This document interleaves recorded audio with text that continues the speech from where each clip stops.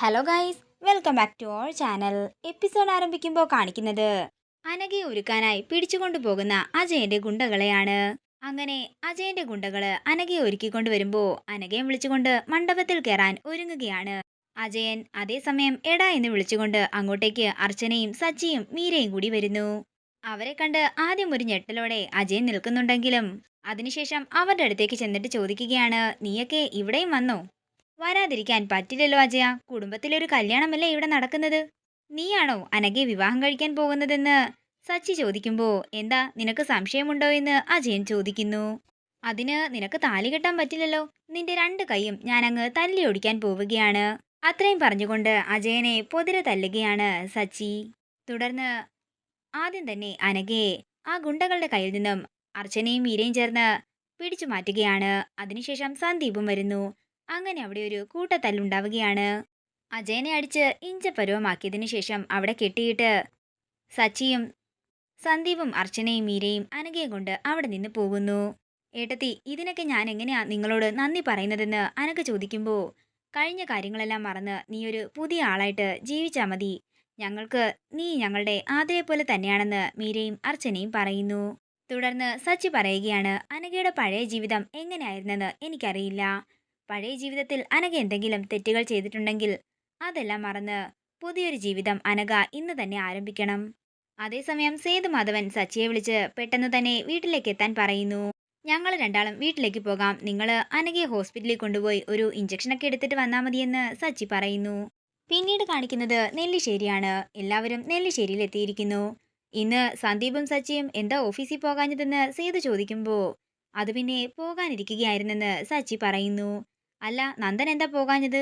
അതച്ചാ, ഇന്ന് പോകേണ്ട ആവശ്യമൊന്നുമില്ലായിരുന്നു. ധനുഷിനെ കാര്യങ്ങളെല്ലാം ഞാൻ ഏൽപ്പിച്ചിട്ടുണ്ടായിരുന്നു. അല്ല, ആ മാന്യനെന്തേ? അദ്ദേഹത്തെയും ഞാനിങ്ങോട്ടേക്ക് വിളിപ്പിച്ചതാണല്ലോ എന്ന് സേതു പറയുന്നു. അതച്ചാ, ഞാൻ ധനുഷിനോട് പറഞ്ഞിട്ടുണ്ട്. എന്താ പ്രശ്നം? ഇന്നലെ നടന്ന ലേലത്തിനെ പറ്റിയാ എനിക്കറിയേണ്ടത്. ഇതൊക്കെ നിങ്ങളല്ലേ ആദ്യം അറിഞ്ഞത്? ഇന്നലെ നടന്ന ലേലമേ ഏതോ ഒരു പുതിയ കമ്പനിയാ കൊണ്ടുപോയത്. അതിന്റെ കാരണം എന്താണെന്ന് എനിക്കറിയണം. അങ്ങനെ സേതു എല്ലാവർക്കും നേരെ പൊട്ടിത്തെറിക്കുകയാണ്. ഞാൻ ആ കസേരയിലിരുന്നപ്പോഴും അവന്തിക ഇരുന്നപ്പോഴും ഇതുവരെ ഒരു കൊട്ടേഷനും നെല്ലിശ്ശേരി കമ്പനിയുടെ പുറത്തേക്ക് പോയിട്ടില്ല. നിങ്ങൾക്കാർക്കും കമ്പനി നോക്കാൻ അറിയില്ല. അതുകൊണ്ട് ഞാനൊരു തീരുമാനമെടുത്തു. നെല്ലിശ്ശേരി അസോസിയേറ്റ്സ് ഞാൻ അങ്ങ് വിൽക്കാൻ പോവുകയാ. അതേസമയം ധനുഷ് അങ്ങോട്ടേക്ക് വന്നിട്ട് പറയുകയാണ്, സാർ, നമ്മളുടെ ടെൻഡർ നമുക്ക് തന്നെ കിട്ടിയിരിക്കുകയാണ്. ഇന്നലത്തെ ആ പുതിയ കമ്പനിക്ക് എന്തൊക്കെയോ യോഗ്യതകൾ കുറവുണ്ടായിരുന്നു. ഇപ്പോ എല്ലാം ശരിയാക്കിയിട്ടാ ഞാൻ ഇങ്ങോട്ടേക്ക് വന്നിരിക്കുന്നത്. ഇത് കേൾക്കുന്ന എല്ലാവർക്കും സന്തോഷമാകുന്നു. തുടർന്ന് ധനുഷ് സേതുവിനോട് പറയുകയാണ്, സാർ, ഈ കൊട്ടേഷൻ നമുക്ക് കിട്ടുമോ എന്ന് ഉറപ്പില്ലായിരുന്നു. അതാ ഞാൻ ആരോടും പറയാതിരുന്നത്. അവിവേകമായിരുന്നെങ്കിൽ സാറിനോട് ക്ഷമിക്കണം. ഇത് കേൾക്കുന്ന സേതു സന്തോഷത്തോടെ ധനുഷിനെ കെട്ടിപ്പിടിക്കുകയാണ്. അതേസമയം അനഘയെ കൊണ്ട് അർച്ചനയും മീരയും അങ്ങോട്ടേക്ക് വരുന്നു. അനഘയെ കണ്ട് ഞെട്ടലോടെ നിൽക്കുകയാണ് അവന്തിക. തുടർന്ന് ധനുഷിനെ അഭിനന്ദിച്ചിട്ട് സേതുമാധവൻ അവിടെ നിന്ന് പോകുന്നു. പിന്നീട് കാണിക്കുന്നത് ഗാർഡനിൽ കരഞ്ഞുകൊണ്ടിരിക്കുന്ന ആതിരയെയാണ്. ആതിരയെ തല്ലിയതിന് സന്ദീപ് ക്ഷമ പറയുമ്പോൾ എന്നെ ശ്വാസം മുട്ടിക്കുന്നത് ഇപ്പോ നീയാണ് സന്ദീപേ എന്ന് ആതിര പറയുന്നു.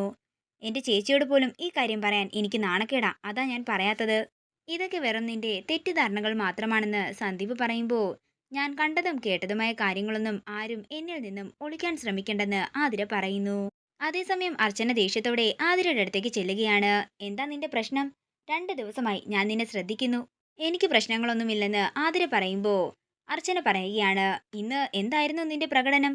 നീ ഇങ്ങോട്ടേക്ക് വന്നതെങ്ങനെയാണെന്ന് നീ ഒരിക്കലും മറക്കരുത്. ഇന്നത്തെ പോലെയാണ് ഇനിയും നിന്റെ മുന്നോട്ടുള്ള പ്രവൃത്തികളെങ്കിൽ സന്ദീപിന്റെ കയ്യിൽ നിന്ന് കിട്ടിയതുപോലെ എന്റെ കയ്യിൽ നിന്നായിരിക്കും കിട്ടുന്നത്.